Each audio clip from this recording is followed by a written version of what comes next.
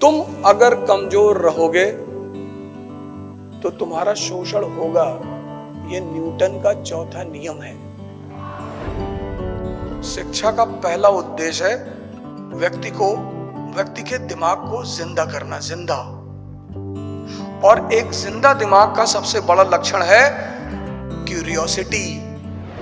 Motivation मजदूरों के लिए होता है, राजाओं के लिए नहीं।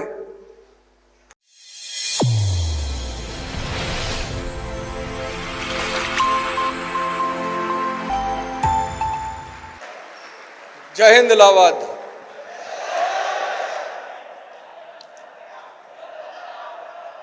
प्रयागराज, प्रयागराज, प्रयागराज। जय हिंद, प्रयागराज।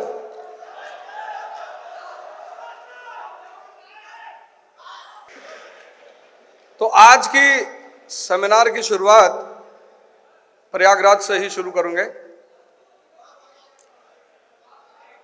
सबसे पहला निवेदन आप सभी लोगों से यही है कि शांति को बनाएं।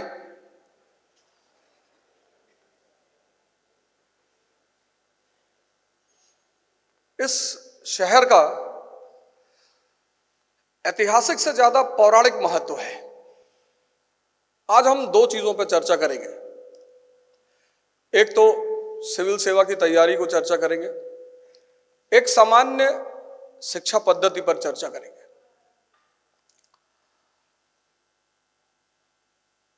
हम जब से यहां पर आए, इलाहाबाद तो उत्साह के लिए जाना ही जाता है, और मैं बार बार इलाहाबाद इसलिए कह रहा हूं, उसके पीछे एक वजह है, मैं आपको बताऊंगा वो वजह क्या है। प्रयागराज तो ऑफिशियल डिक्लेरेशन है, लेकिन जितने लोग यहां बैठे हैं उनमें से शायद ही किसी को इस बात का पता हो, शायद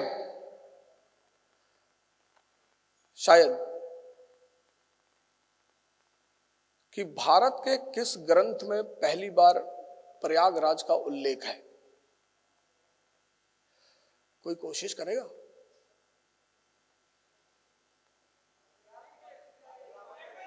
एक कर प्रयाग प्रशस्ति। बैठो। और इतना ऊपर बैठे हो, कुछ बोलोगे नहीं? सबको नीचे उतारेंगे अभी। नहीं सुनाएंगे तो है ही है।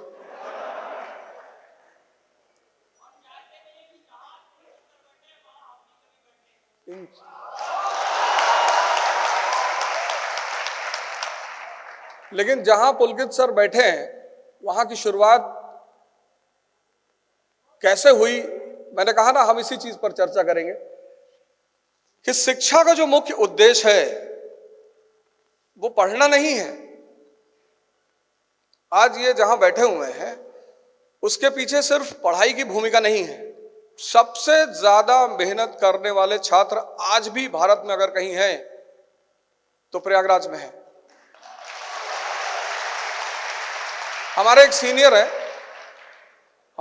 है यहां से, जो अभी गोंडा के डीएम है, मिस्टर मार्कंडे शाही।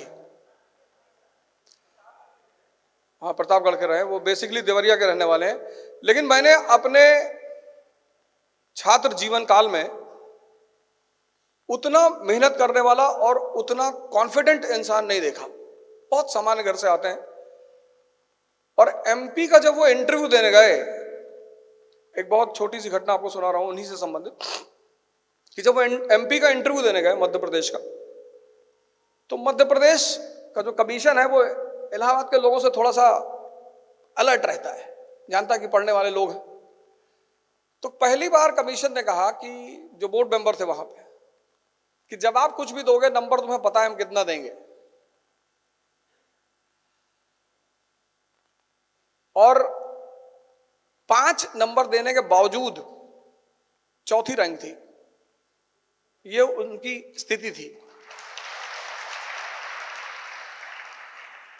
और हम जिस दौर में यहां पर रहे हैं, अब तो शायद रिजल्ट में बड़ी कमी आई, लेकिन मैं जिस दौर में प्रयाग में रहा हूं उस दौर में प्रयागराज को आईएस की फैक्ट्री कहा जाता था। आज भी आप पूरे हिंदुस्तान में अगर घूमें तो शायद ही कोई भारत का ऐसा राज्य होगा, शायद, जहां की ब्यूरोक्रेसी में इलाहाबाद से जुड़ा हुआ व्यक्ति ना हो। शायद वो जगह जिसको किसी जमाने में ऑक्सफोर्ड ऑफ द ईस्ट कहा गया,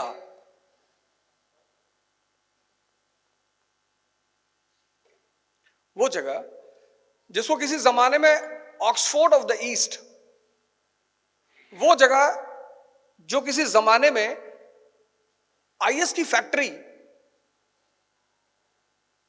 ताराचंद, एएन झा, जीएन झा, मतलब इतना रिजल्ट, इतनी संख्या होती थी रिजल्ट की कि मतलब फील ही नहीं होता था कि आईएएस कोई बहुत बड़ी चीज है। और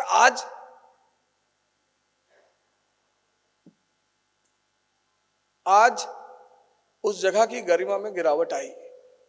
तो अगर गिरावट आई तो उसका कोई मुख्य वजह जरूर होगी।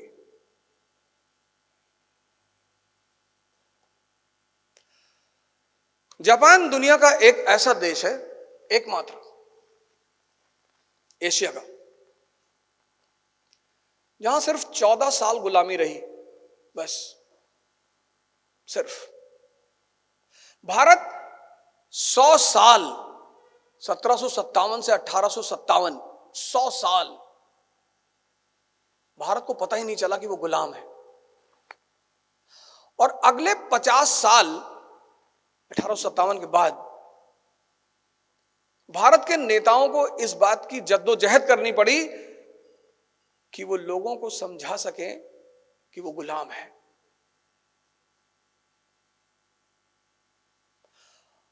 छोड़ो इतिहास, अभी देखो 1920 से 2020 मिडिल ईस्ट गुलाम है। पता ही नहीं क्यों, पता ही नहीं क्यों। यहूदी हमारे दुश्मन है, इजराइल हमारा दुश्मन है। तुम कमजोर रहोगे तो तुम्हारा शोषण होगा, यह नियम है। तुम अगर कमजोर रहोगे तो तुम्हारा शोषण होगा, यह न्यूटन का चौथा नियम है।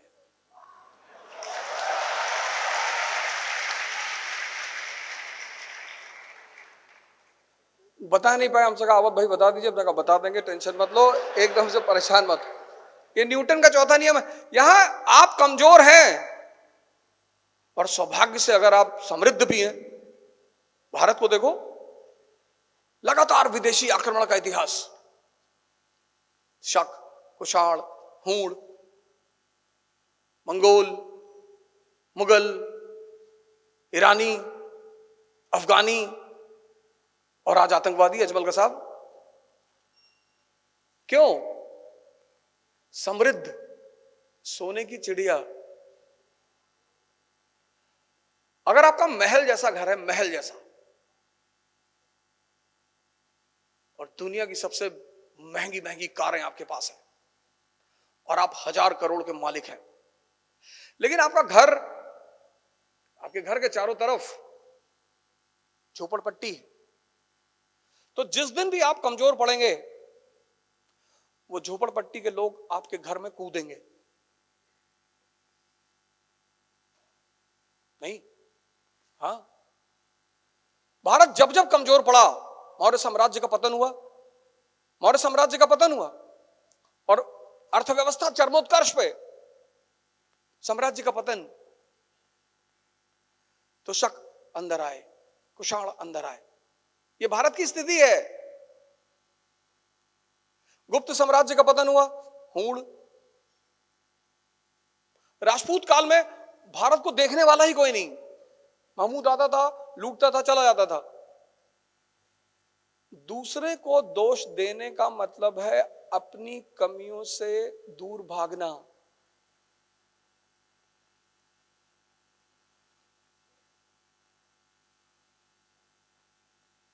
महमूद ने हमको लूटा, क्यों? क्योंकि हम कमजोर थे। इस पर ज्यादा जोर दिया जाना चाहिए था।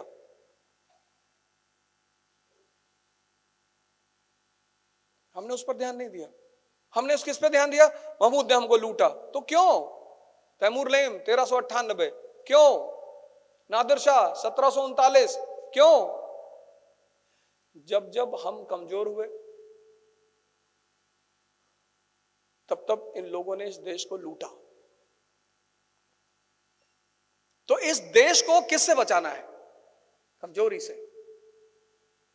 तो मैंने आपसे कहा कि दुनिया में एकमात्र देश है जो सिर्फ 14 साल गुलाम रहा, जापान। 1853 कॉमोडर पैरी, अमेरिका का नेवल ऑफिसर,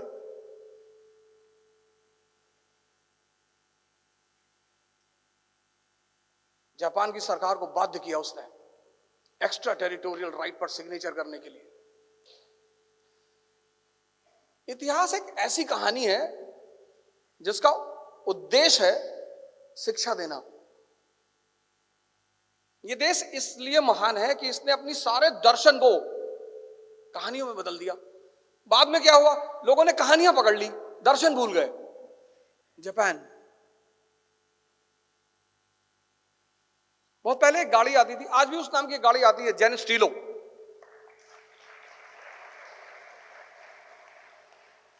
जेन का मतलब है ध्यान। जेन शब्द जो है ना, ध्यान शब्द से बना है। जब ये ध्यान शब्द चाइना पहुंचा तो बना ध्यान, और जब ध्यान जापान पहुंचा तो बना जेन। 1853 ने जब जापान ने उस संधि पर दस्तखत किया, सबसे पहले उनके मन में विचार आया कि हम गुलाम क्यों? तो उनका एक समुराई था, यामागाता। समुराई बड़ा प्रसिद्ध कल्चर है जापान का। तो उनका एक समुराई था यामागाता। तो उसके नेतृत्व में उन्होंने एक डेलीगेशन भेजा पश्चिम।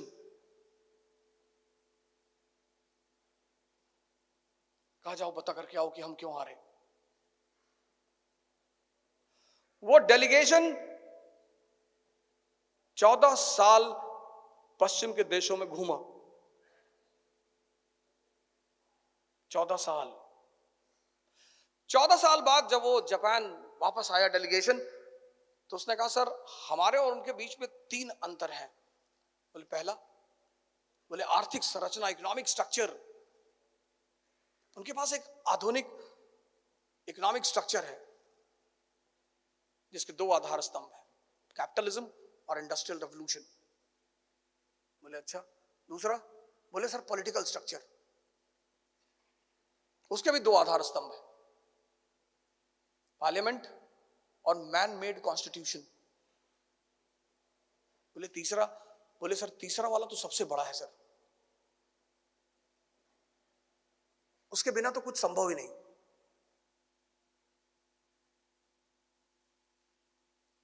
बोले कौन सा? बोले शिक्षा सर। और शिक्षा के 2 आधार स्तंभ है, ह्यूमनिज्म और रैशनलिज्म।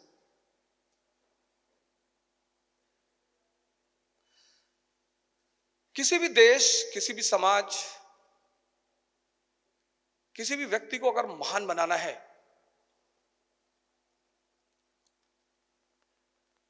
तो उसकी शिक्षा पद्धति पर सबसे ज्यादा ध्यान देना चाहिए। मैं नहीं कहता, ये बात कहते हैं डॉक्टर BR अंबेडकर।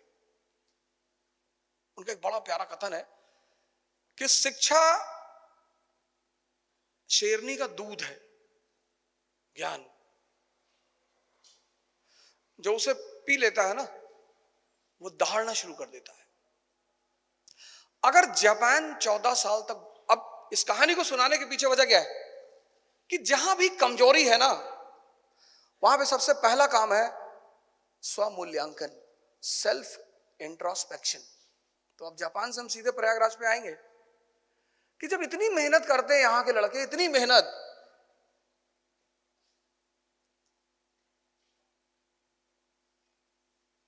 कितना मेहनत करने का फल मिलता है, तो रिक्शे वाले को क्यों नहीं मिल रहा है? जब इतनी मेहनत यहां के लोग करते हैं, यहां के स्टूडेंट करते हैं, यहां के प्रतिस्पर्धी करते हैं, तो रिजल्ट क्यों नहीं आ रहा? उसके पीछे पढ़ाई जिम्मेदार नहीं है।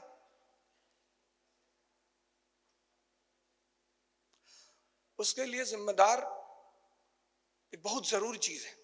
1 मिनट का ब्रेक लेंगे, फिर बताएंगे। हमारे साथ हैं हमारे सीएमडी साहब मिस्टर बी सिंह।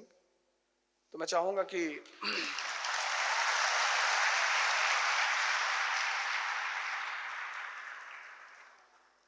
जबरदस्ती हम लोग लाए पकड़ के कि सर आपको चलना ही पड़ेगा। और ये सफलता का कोई मंत्र पढ़ने की जरूरत नहीं है। अभी आप इनसे 5 मिनट इनके बारे में सुनिएगा और आपको पता चलेगा कि सफलता के मुख्य सूत्र क्या है। अब जापान और प्रयागराज, मैंने कहा स्वमूल्यांकन। कितने लोग पिछले 2 साल से प्रयागराज में रह रहे हैं? अच्छा, नहीं, जो 70 साल से, कुछ तो पाषाण काल से रह रहे हैं, हम उनकी बात नहीं कर रहे। जितने लोग पिछले 2 साल से रह रहे हैं उसमें से कोई एक आदमी खड़ा हो जाए जिसको लगता है कि मुझे कुछ बहुत आता है। क्या नाम है? ऋषभ शर्मा लकी। घर का नाम? 3 नाम है। ऋषभ जो है वो स्कूल वाला है, लकी जो है मम्मी वाला है। अरे तब ठीक, स्कूल वाला नाम ही पूछे। देखो सुनो उसको। ऋषभ कितने साल से रह रहे हो यहाँ? यहाँ सर 2 साल हुए। कभी आजाद पार्क आए हो? एक बार। इसका पहले नाम क्या था? सर आराम से, शांति, सुनो पहले, सुनो तुम्हारी असफलता का कारण सुनो। कब आए हो? 1 साल पहले एक बार आए। हाँ। इसका पहले नाम क्या था? शायद सर अल्फ्रेड पार्क। क्यों? सर जानकारी नहीं। ये पहली वजह है। अगर पेन कॉपी लाए हो तो लिख लेना, जागरूकता का अभाव। शिक्षा का काम पता है क्या? शिक्षा का, ऋषभ बैठो। Thank you. शिक्षा का काम है दिमाग को जिंदा करना। और कौन खड़ा हुआ था इधर? इनको माइक पकड़ाओ भाई।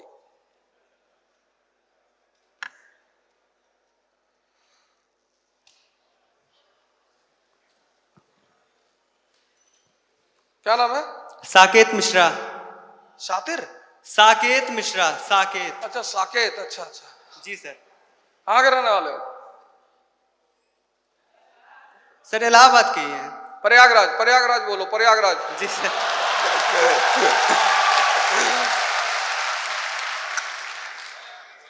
जी सर, प्रयागराज के। चलो अच्छा है। प्रयागराज में कहाँ रहते हो? सर प्रयागराज में कटरा में। घर है तुम्हारा? नहीं सर, हॉस्टल में। कौन सा? APS hostel. कभी भारद्वाज आश्रम गए हो? जी सर, भरद्वाज आश्रम में है। अकेले? हाँ सर, अकेले गए। चलो भारद्वाज आश्रम का वाल्मीकि इतिहास के हिसाब से महत्व बताओ। वाल्मीकि रामायण के हिसाब से, आराम से। जी सर, अगर वाल्मीकि रामायण के अकॉर्डिंग देखेंगे हम लोग तो जब भगवान रामचंद्र चले थे वनवास को 14 वर्ष के लिए, तो यहाँ पर क्या नाम था, हाँ, महर्षि भरद्वाज, उनके आश्रम में श्री रामचंद्र और लक्ष्मण जी, सीता मैया साथ में आए थे। फिर उन्होंने यहीं से उनको किधर, मतलब डायरेक्शन किधर जाना है, महर्षि भरद्वाज जी ने उनको वो डायरेक्शन दी थी कि आप चित्रकूट में पंचकुटी में जाइए। मैं ऋषि भरद्वाज के बारे में पूछ रहा हूं। भरद्वाज जी के बारे में बताओ। सर भरद्वाज ऋषि, सर उनके विषय में एक दोहा है तुलसीदास जी की रामायण में कि भरद्वाज मुनि बसहि प्रयाग। तुलसीदास जी का रामायण नहीं, तुलसीदास जी की रामचरितमानस है। जी सर। बताओ। हाँ सर, वाल्मीकि रामायण के अनुसार तो सर नहीं पता है। चलो कोई बात, बैठो। जी सर।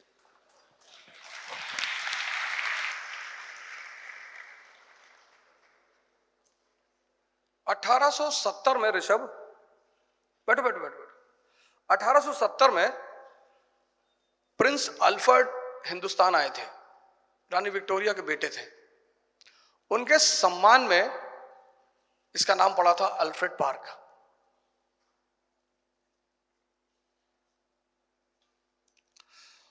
वाल्मीकि रामायण के अनुसार महर्षि भारद्वाज का जो आश्रम था वो एक विश्वविद्यालय था। भगवान राम जो तुम कह रहे हो वो सिर्फ रास्ता, तुमने कहा ना उन्होंने भगवान राम को रास्ता दिखाया, डायरेक्शन। तुमने इस बात को पता करने की कोशिश नहीं की कौन सा डायरेक्शन। तुमने वहां क्वेश्चन मार्क नहीं लगाया। तुमने ये जानने की कोशिश नहीं की कि महर्षि भारद्वाज के पास ही क्यों। विश्वविद्यालय था, उसके वो चांसलर थे। वेद, पुराण, आयुर्वेद, धनुर्विद्या और विमान शास्त्र, इस 5 विभागों की शिक्षा दी जाती थी।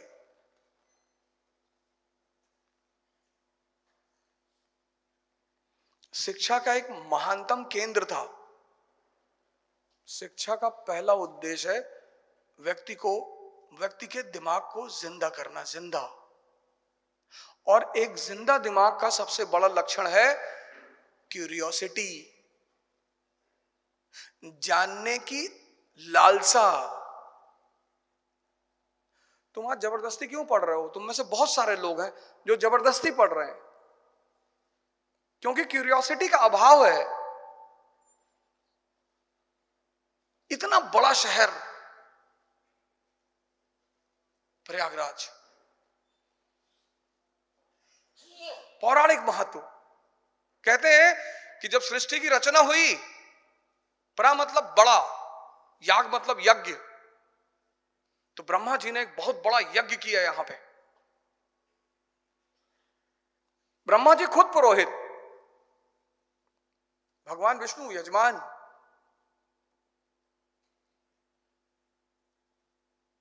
कुंभ की परंपरा, करोड़ों लोग आते हैं। ये आज से शिक्षा का केंद्र नहीं है। ये आज से शिक्षा का केंद्र नहीं है। ये एक बहुत बड़ी कमी है अब प्रयागराज के छात्रों की, जागरूकता का अभाव। तुम्हारी ये बहुत बड़ी कमी है। तुम कितना भी मेहनत करो, कितनी भी, तुम जानना नहीं चाहते हो। और जब तुम कोई चीज जानना नहीं चाहते हो तो समझ में क्यों आएगी? और जब समझ में नहीं आएगी तो व्यक्त कैसे करोगे?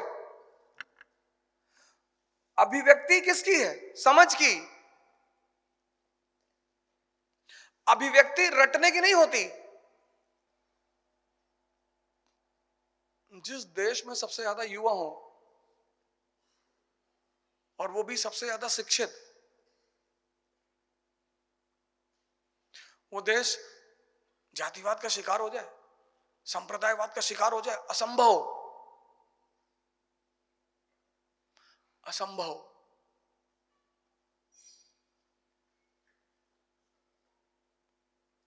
आप अपनी पढ़ाई की जो दिशा है बदलिए, उसे जानने की कोशिश करिए, भागिए मत। कुछ नहीं मिलेगा भागने से। पहला काम ये करिए।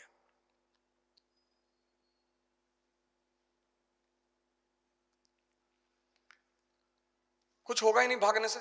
और कहीं भी पढ़ोगे, कहीं भी, प्रयागराज में, दिल्ली में, न्यूयॉर्क में, मंगल पे,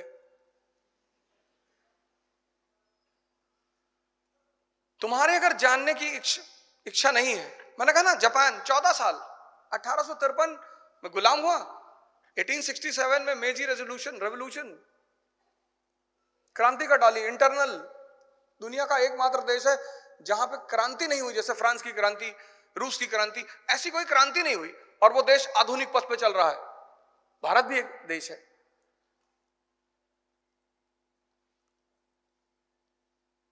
98% वहां का जो नोबल वर्ग था, 98, उसने अपनी पावर और प्रिविलेज को स्वतः समर्पित कर दिया, स्वतः। दुनिया के किसी इतिहास में ऐसा नहीं हुआ।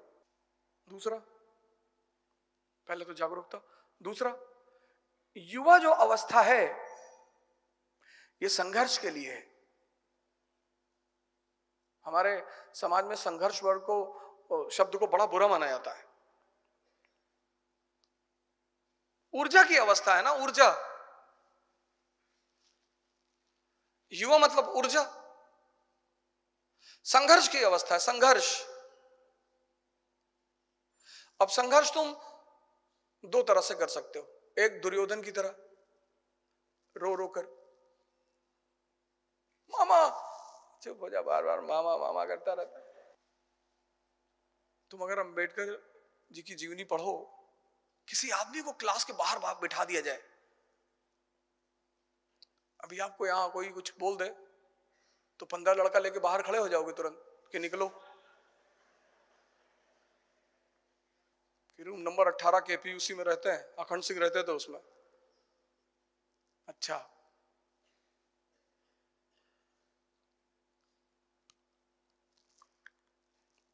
लेकिन गोल के प्रति जो कमिटमेंट है और संघर्ष की जो लालसा है,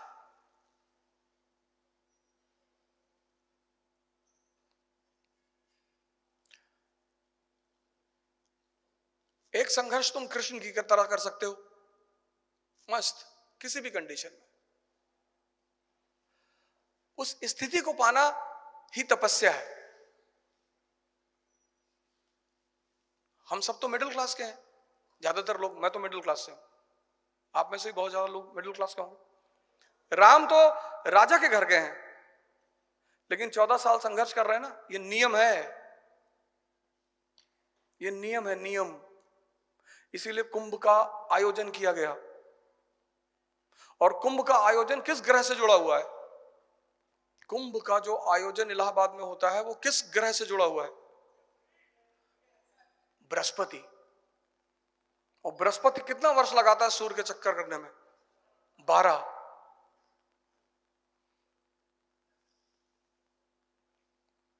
और इस प्रथा की शुरुआत की आदिगुरु शंकराचार्य ने, ज्ञान की धारा की शुरुआत। तुम संघर्ष से इतने निराश हो, इतने परेशान, इतने इंपेशेंट, इसलिए यहां चंद्रशेखर आजाद की प्रतिमा लगाई गई। उसके पीछे जो मुख्य उद्देश्य था ये था कि युवाओं को एक संदेश मिलेगा कि युद्ध तो जीवन का एक हिस्सा है, लड़ेंगे। तुम निराश हो, और प्रतिमा भी बेअंदाज होकर लगाई गई, मुझ पे हाथ रखे हुए, कि अगर कभी भी किसी को, इसीलिए तो भारत में मूर्ति पूजा का उद्देश्य क्या था? कि आप स्ट्रगल कर रहे हैं, आपके पीछे जितने महान लोग हैं सबने किया है। गांधी ने किया, अंबेडकर ने किया, किसने नहीं किया? आपने किसी एक की फोटो लगा ली अपने मेज पर, तो जब भी, चूंकि हम सब मानव हैं, तो जब भी निराशा का कोई एक भाव आया तो हमने 5 मिनट बैठकर उस मूर्ति को देख लिया।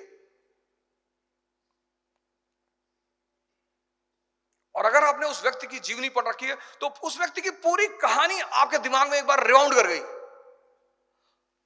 इसलिए जब आप मूवी देखेंगे तो जो अंतिम सीन होती है उसमें जो नायक है वो फ्लैशबैक में जाता है कि पापा को गोली लग रही, मम्मी भाग रही है, घोड़ा चिल्ला रहा है, तब वो मारता है विलन को, क्योंकि वो फ्लैशबैक जो है वो उसको उत्तेजना देता है। तुमने जीवनियां पढ़ना छोड़ दी, तभी तो तुम मोटिवेशन पे डिपेंड हो। मोटिवेशन मजदूरों के लिए होता है, राजाओं के लिए नहीं। अखंडानंद त्रिपाठी को कौन मोटिवेशन देगा?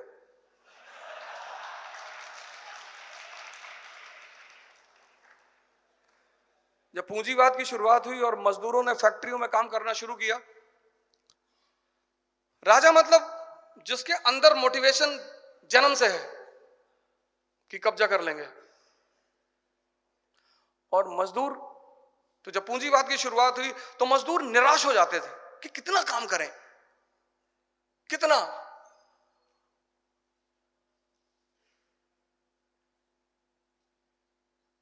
वहां से मोटिवेशन की धारा की शुरुआत हुई कि इनको महीने में एक बार बुलाओ। मोदी जी आज इस देश के प्रधानमंत्री हैं। प्रधानमंत्री के रूप में उनका भविष्य में मूल्यांकन कैसा होगा ये तो इतिहास डिसाइड करेगा, लेकिन एक चीज, इतने सामान्य घर से आकर, इतने सामान्य बाहुबलियों के देश में जहां हर गली में एक बाहुबली है, शहर तो छोड़ दो, ये वो देश है जहां हर गली में एक बाहुबली है, और उस देश में वो व्यक्ति भारत का प्रधानमंत्री बनता है बहुमत के साथ, कोई अलायंस नहीं। ये उस व्यक्ति की उपलब्धि है, और एक बार नहीं दोबारा 24 की फिर तैयारी है। अब वो बने ना बने वो एक अलग बात है, लेकिन वो तो राजनीतिक मुद्दे हैं, लेकिन व्यक्तित्व, जैसे आज आप चुनौतियों का सामना कर रहे हैं, हम कर रहे हैं, ऐसे उन्होंने भी किया होगा। जैसे आज आपका पड़ोसी पूछता है तार प्री का रिजल्ट हुआ होगा, तो तुम्हारा सीना फट जाता है कि तुम काहे पूछ रहे हो। अच्छा नहीं होगा तो क्या करोगे? नहीं होगा तो तुम्हारी गर्दन काट डालेंगे और वहीं से अपने करियर की शुरुआत करेंगे।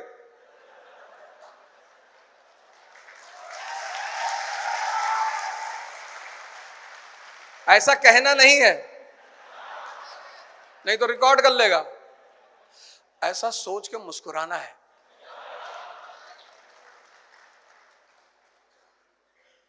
कि अरे हमारा सब लोग पूछते हैं रिजल्ट क्यों नहीं आ रहा, तो मुस्कुरा दिया करो देख के कि रिजल्ट तो आएगा।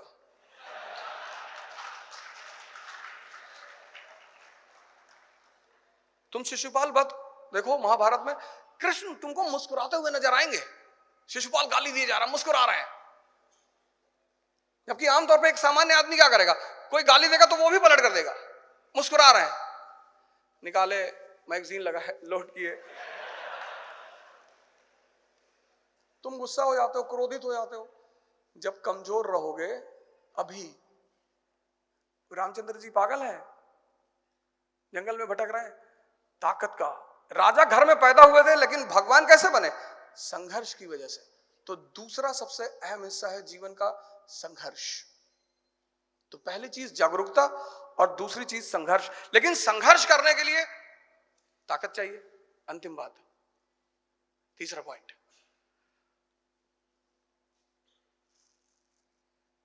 पहली दोनों बातें क्लियर हुई। संघर्ष, इतिहास में एक बहुत बड़े सारे कैरेक्टर, उसमें कैरेक्टर है शेरशाह सूरी। बचपन में मां मर गई, पिता ने दूसरी शादी कर ली, पिता जागीरदार हैं, जमींदार हैं, शिक्षित आदमी है, जौनपुर से शिक्षा लिया है, राजा बनने का सपना है, घर से निकाल दिया। बिहार के गवर्नर के बच्चे को ट्यूशन पढ़ाता है, बिहार के गवर्नर की मृत्यु हो गई, उसकी वाइफ से शादी कर लिया, बिहार का गवर्नर हो गया। बिहार की गवर्नर की जो वाइफ थी उसकी बहन को छोड़ने मिर्जापुर आ रहा था, बीच में वो कांड हो गया शेर वाला, शेर ने कॉन्वॉय पे हमला किया, इसने मार दिया शेर को। अब मारा कि नहीं मारा ये नहीं क्लियर है, लेकिन शेर पे बैठा हुआ था ये। तो जिस लेडी को छोड़ने आ रहा था उसने पर्दा हटा के देखा तो ये शेर पे बैठा हुआ है। लेडी को बड़ा अच्छा लगा, शेर और मारते हो क्या यार। पतला कुछ दिन बाद उसकी भी आदमी की डेथ हो गई, इसने उससे भी शादी कर लिया। बिहार और मिर्जापुर का गवर्नर दोनों को बेस बनाया, 1538 में बंगाल पर कब्जा। इसके दोस्त ने इसको सलाह दिया कि आप राजा की उपाधि ले लो। कहा नहीं, राजा की उपाधि दिल्ली की गद्दी पर बैठ कर ही लेंगे। तुम में से बहुत सारे लोग उतने संघर्ष से कभी नहीं गुजरोगे। संघर्ष होता किससे? 1538 बंगाल पर कब्जा, तब हुमायूं को पता चलता है कि हम खतरे में हैं। हुमायूं सेना उना लेके बंगाल पहुंचता, उसको हुमायूं की कमजोरी पता है ना, बंगाल में अफीम सजा दिया, अच्छे अच्छे डांसर सजा दिए, और बंगाल से बाहर हुमायूं बंगाल पहुंचा, उसने देखा अफीम, उसने बंगाल का नया नाम रखा जन्नताबाद। हुमायूं 10 महीने बंगाल में पड़ा हुआ है, शेरशाह तैयारी कर रहा है। हुमायूं का भाई है हिंदाल, लेटर पे लेटर भेज रहा है कि भैया 5 जून को प्री है, भैया भैया प्री है, कहा हम देख लेंगे।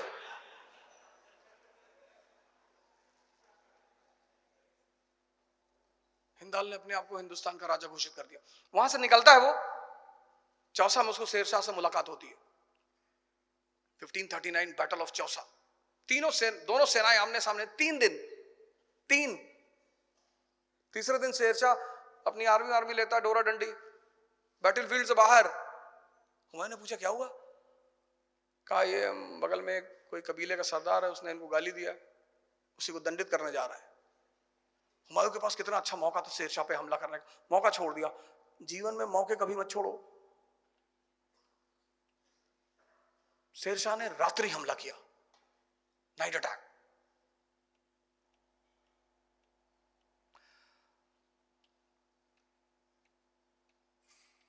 पूंजीवाद जब से इस देश में आया तो उसने देश के पैमाने बदल दिए कि जीवन का मतलब आराम करना, वो तो हरामखोरी है।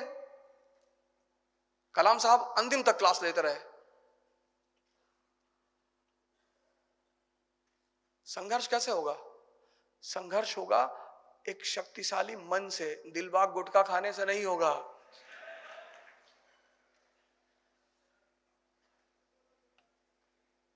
इलाहाबाद में रहते हो तुम, प्रयागराज में, जहां भगवान राम को दीक्षा मिली, उनकी पत्नी को एक साड़ी गिफ्ट किया। जिस धरती पर राम को दीक्षा मिली भगवान बनने की, 14 साल तपस्या किया। तुम्हारा उद्देश्य अगर तुम्हारा नशा नहीं है तो तुम खत्म हो। नशा बहुत जरूरी है, लेकिन तुम्हारा उद्देश्य, इसीलिए इस जमीन पर पढ़ने के लिए, हमारा जब इलाहाबाद में एडमिशन हो गया था, सिर्फ इलाहाबाद में एडमिशन होने पे ही शादी तय हो गई थी। कह रहे भैया प्रयागराज में लोग मानने लगे थे कि कलेक्टर भैया। इतनी जबरदस्त इस जमीन की गरिमा थी, है भी। 3 काम कर लो, जागरूक हो जाओ। जब भी तुम कोई चीज सीखते हो, शुरुआत में समय लगता है यार, क्यों परेशान हो? साइकिल सीखे तो एक दिन में थोड़ी सीख लिए, कार चलाना सीखे, जो शुरुआत का समय होता है, शुरुआत, उसमें समय लगता है।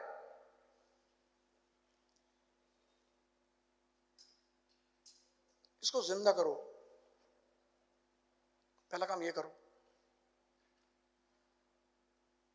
संघर्ष करो और साधना करो, ध्यान करो, योग। जब तक तुम अपने इस मन को, ताकत को नहीं बढ़ाओगे, संघर्ष नहीं कर पाओगे। और संघर्ष ही सूत्र है राजा बनने का। भारत के एक बहुत प्रमुख राजनेता हैं, बेचारे पिछले 20 साल से संघर्ष कर रहे हैं प्रधानमंत्री बनने के लिए।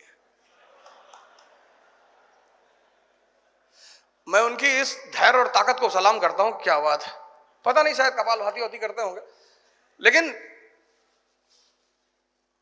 3, बस ये 3 चीज हमसे आज ले लो। जागरूकता,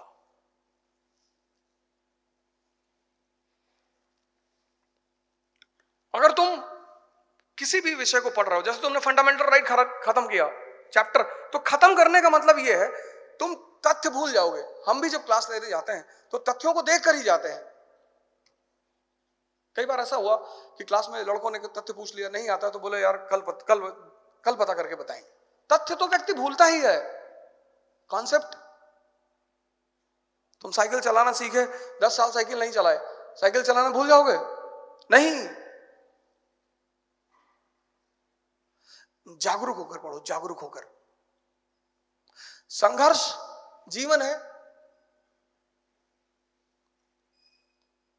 कुछ नहीं मिलेगा, लेकिन संघर्ष करने के लिए साधना करनी पड़ेगी। और साधना मतलब ध्यान। संतों का देश है।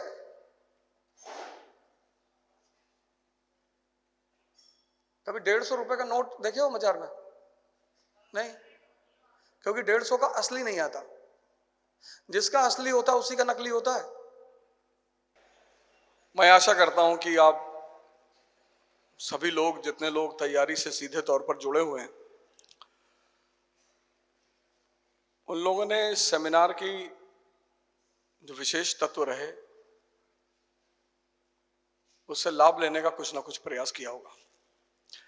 अब बात तो कयामत तक चलेगी।